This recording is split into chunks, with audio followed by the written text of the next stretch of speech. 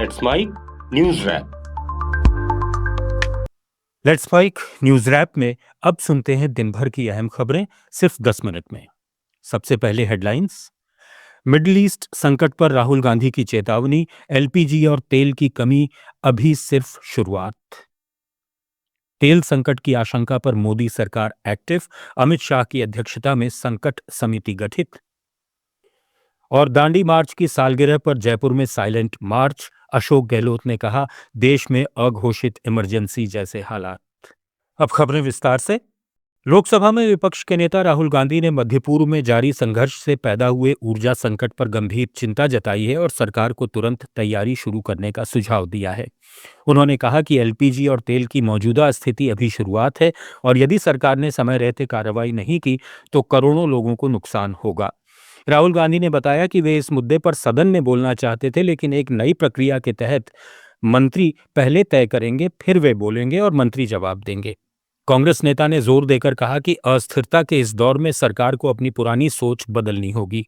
उसे संभावनाओं पर गहराई से विचार करना चाहिए और लोगों को परेशानियों से बचाने के उपाय अपनाने चाहिए। उन्होंने स्पष्ट किया कि ये कोई राजनीतिक बयान नहीं बल्कि आने वाली बड़ी समस्या की चेतावनी है। A war has broken out in the Middle East. The United States, Israel, and Iran are at war. This war is going to have far-reaching consequences. The central artery from where 20% of the global oil flows, Strait of Hormuz, has been closed, and this is going to have tremendous repercussions, particularly for us, because a very large portion of our oil and natural gas comes through the Strait of Hormuz. उधर कांग्रेस के वरिष्ठ नेता जयराम रमेश ने कहा कि विपक्ष संसद के दोनों सदनों में मध्य पूर्व की स्थिति और उसके भारत पर पड़ने वाले असर पर चर्चा की मांग कर रहा है। उन्होंने आरोप लगाया कि मोदी सरकार इस मुद्दे पर बहस कराने से इनकार कर रही है। रमेश ने सोशल मीडिया प्लेटफॉर्म एक्स पर लिखा कि सरकार साफ तौर पर इससे डर रही है। उसकी विदेश नीति पहले ही बुरी तरह उजागर हो चुकी है। इससे पहले लोकसभा में एलपीजी सिलेंडर संकट को लेकर जोरदार हंगामा देखने को मिला। विपक्षी सांसदों ने संसद के बाहर प्रदर्शन करते हुए नारे लगाए, नरेंद्र भी गायब, सिलेंडर भी गायब।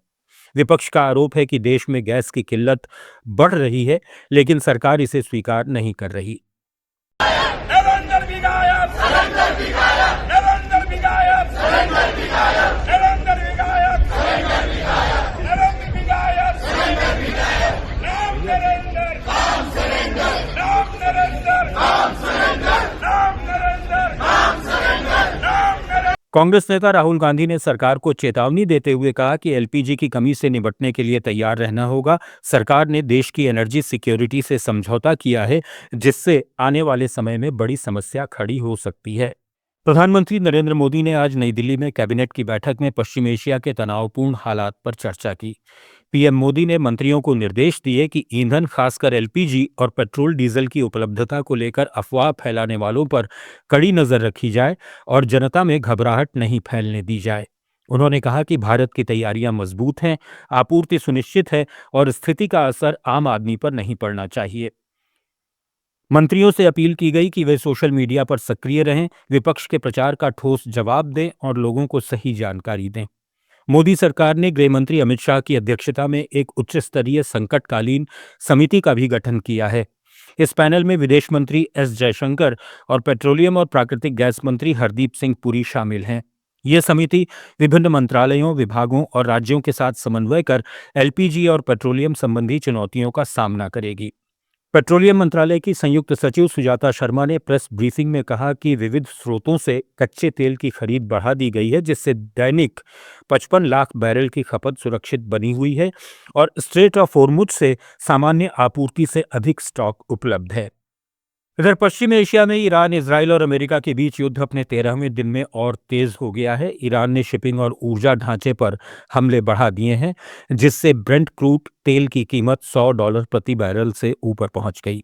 इराक के बसरा बंदरगाह के पास 2 विदेशी तेल टैंकरों पर ईरानी विस्फोटक नावों और ड्रोन से हमला हुआ, जिसमें एक भारतीय क्रू सदस्य की मौत हो गई और 38 लोग बचाए गए। इसके बाद इराक ने सभी तेल टर्मिनल बंद कर दिए हैं। स्ट्रेट ऑफ होर्मुज में थाई जहाज मयूरी नारी पर ईरानी रिवॉल्यूशनरी गार्ड्स के हमले से 3 क्रू सदस्य इंजन रूम में फंस गए। पिछले 2 दिन में कुल 6 जहाज प्रभावित हुए हैं। इजराइल ने बेरूत के रामलेट अल बैदा इलाके में हमला कर कम से कम 7 से 8 लोगों को मार डाला और 21 से 31 लोग घायल किए। दक्षिणी लेबनान में हमलों से 634 से ज्यादा मौतें हुई और 1,500 से अधिक घायल हैं। साथ ही 8 लाख से ज्यादा लोग विस्थापित हुए हैं। ईरान के फर्दीस में इजरायली ड्रोन हमले से एक फल विक्रेता की मौत हुई। ईरान के राष्ट्रपति मसूद पेजेश्कियन ने शांति के लिए 3 शर्तें रखी हैं। ईरान के वैध अधिकारों की मान्यता, युद्ध की क्षतिपूर्ति और भविष्य में हमले नहीं होने की अंतर्राष्ट्रीय गारंटी। संयुक्त राष्ट्र ने ईरान के हमलों की निंदा की है और वैश्विक ऊर्जा संकट गहरा रहा है। भारतीय विदेश मंत्रालय ने ईरान के supreme leader Ayatollah Ali Khamenei की मौत पर शोक पुस्तिका पर हस्ताक्षर में कथित 5 दिन की देरी के आरोपों को खारिज किया है। प्रवक्ता रणधीर जायसवाल ने दिल्ली में साप्ताहिक प्रेस ब्रीफिंग में स्पष्ट किया कि शोक पुस्तिका पहली बार खुलने के दिन ही 5 मार्च को विदेश सचिव विक्रम मिस्री ने ईरानी दूतावास में भारत सरकार की ओर से हस्ताक्षर किए थे। उन्होंने कहा कि महत्वपूर्ण मुद्दों पर सार्वजनिक टिप्पणी करने से पहले खुद को अपडेट करना चाहिए और गलत जानकारी पर आधारित बयानों से बचना चाहिए। खामेनेई की मौत 28 फरवरी को अमेरिका इजराइल के संयुक्त हमले में हुई थी, जिसके बाद भारत ने शुरुआत में कोई औपचारिक बयान जारी नहीं किया था, लेकिन विदेश सचिव के हस्ताक्षर से संवेदना व्यक्त की गई। जयपुर में भारत सेवा संस्थान ने 1930 दांडी मार्च की सालगिरह के उपलक्ष्य में साइलेंट मार्च का आयोजन किया।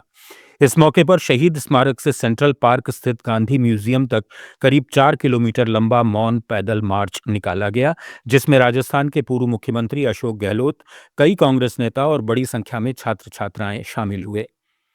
पूर्व मुख्यमंत्री ने मीडिया से बातचीत में कहा कि देश में लोकतंत्र खतरे में है और अघोषित इमरजेंसी जैसे हालात हैं। गहलोत ने कहा कि दांडी मार्च को याद करने का मतलब सिर्फ इतिहास को याद करना नहीं है, बल्कि मौजूदा हालात पर भी विचार करना है। नासिक की एक आपराधिक अदालत ने कांग्रेस नेता राहुल गांधी के खिलाफ विनायक दामोदर सावरकर पर की गई टिप्पणियों से जुड़े मानहानि मामले को बंद कर दिया है। शिकायतकर्ता देवेंद्र भूटाडा नासिक में निर्भया फाउंडेशन के अध्यक्ष हैं। उन्होंने अपनी शिकायत वापस ले ली, जिसके बाद अतिरिक्त मुख्य न्यायिक मजिस्ट्रेट की अदालत ने पूरी कार्यवाही समाप्त कर दी। ये मामला 2022 में भारत जोड़ो यात्रा के दौरान हिंगोली और अकोला में राहुल गांधी की रैलियों और प्रेस कॉन्फ्रेंस से जुड़ा था, जहां उन्होंने सावरकर पर माफीनामा और पेंशन से संबंधित आरोप लगाए थे। इसे शिकायतकर्ता ने अपमानजनक और मानहानिकारक बताया था। इस मामले में सितंबर 2024 में समन जारी हुआ था। राहुल गांधी को जमानत मिली और वे वर्चुअल सुनवाई में शामिल हुए थे। पुलिस जांच पूरी होने के बाद शिकायतकर्ता ने अपनी बेटी के विदेश चले जाने और सुनवाई में बार बार शामिल होने की असुविधा का हवाला देते हुए केस वापस लिया है। जम्मू में नेशनल कॉन्फ्रेंस के अध्यक्ष और जम्मू कश्मीर के पूर्व मुख्यमंत्री फारूक अब्दुल्ला पर जानलेवा हमले की कोशिश की गई। एक शादी समारोह के दौरान आरोपी कमल सिंह जामवाल ने पीछे से आकर रिवॉल्वर तानते हुए फायरिंग कर दी। हालांकि मौके पर मौजूद सुरक्षाकर्मियों की सतर्कता से बड़ा हादसा टल गया और गोली हवा में निकल गई। घटना के बाद फारूक अब्दुल्ला ने कहा कि ऊपर वाले ने मुझे बचा लिया। मुझे पहले लगा कि पटाखा फूटा है, लेकिन बाद में पता चला कि ये गोली चली थी। पुलिस ने आरोपी को गिरफ्तार कर लिया है। पूछताछ में जामवाल ने कबूल किया कि वो रंजिश के चलते फारूक अब्दुल्ला को मारना चाहता था। समाजवादी पार्टी प्रमुख अखिलेश यादव ने लखनऊ में स्वामी अविमुक्तेश्वरानंद सरस्वती से मुलाकात की। मीडिया से बातचीत में उन्होंने कहा कि आज के दौर में सोशल मीडिया बेहद ताकतवर हो गया है और हर व्यक्ति किसी भी मुद्दे पर विवाद खड़ा कर सकता है। ऐसे समय में वे शंकराचार्य से आशीर्वाद लेने पहुंचे हैं ताकि समाज में सकारात्मक संदेश जाए। आप सुन रहे थे let's smile more than radio. Follow कीजिए हमें हमारे सोशल मीडिया प्लेटफॉर्म्स पर।